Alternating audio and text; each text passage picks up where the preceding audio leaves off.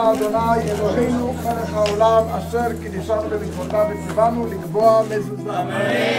אני שמח ונרגש להיות עמכם כאן הבוקר במעמד חנוכת מבנה מהות החדש בקריית אתא. החלום שלי היה שלמשפחות בקריית אתא יהיה מקום שהוא יהיה כמו בית, שאימהות אחרי לידה יוכלו לבוא ולהתייעץ, וילדים עם בעיה יוכלו לקבל טיפול, ולמי שאין את האפשרות לקבל שירותים, יבוא לכאן ויקבל את השירותים שהוא יכול, כדי שהילדים יגיעו מוכנים לאלף, וההתפתחות שלהם תהיה תקינה.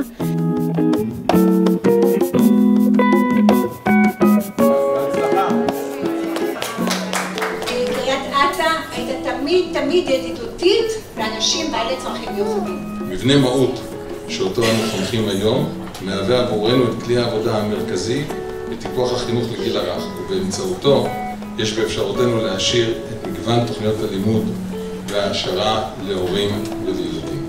כאן אנחנו מצמיחים נכון את הילדים שלנו. על הדעת להכיר ולהוקיר את האנשים בעלי צרכים מיוחדים, זאת תרבות של עירייה, ותרבות של עיר.